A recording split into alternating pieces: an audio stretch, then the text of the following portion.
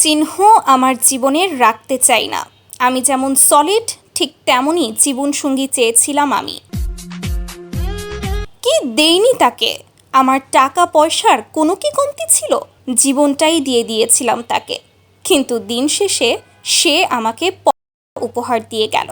হ্যাঁ ভিউয়ার্স, ঠিকই শুনেছেন, এই কথাগুলো বলছে প্রিন্স মামুনের সাবেক বউ লায়লা।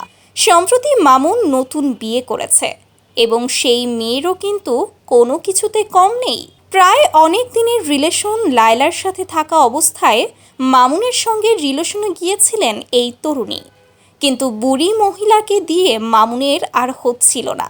সে বুড়ি মহিলাকে কন্ট্রোল করতে পারছিল না।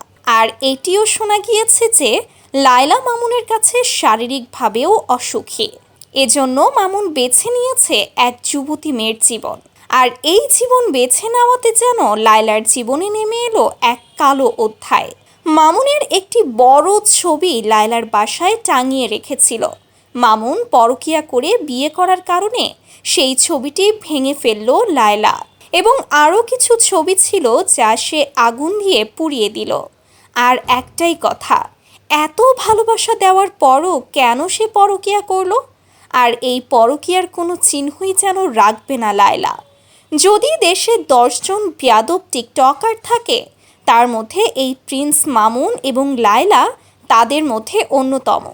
তাদের নোংরামির কোনো শেষ নেই। 2 দিন পরপর যেন ঝগড়া তাদের মাঝে লেগেই ছিল, এবং ঝগড়ার মাঝখানে মামলা মোকদ্দমা তো ছিলই। তো ভিউয়ার্স, লায়লার জীবনে এই কালো অধ্যায় নিয়ে আপনাদের মতামত কি?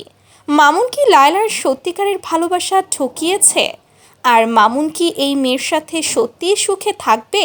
আপনাদের মূল্যবান মতামত জানাতে পারেন আমাদের ভিডিওর কমেন্ট বক্সে। ধন্যবাদ।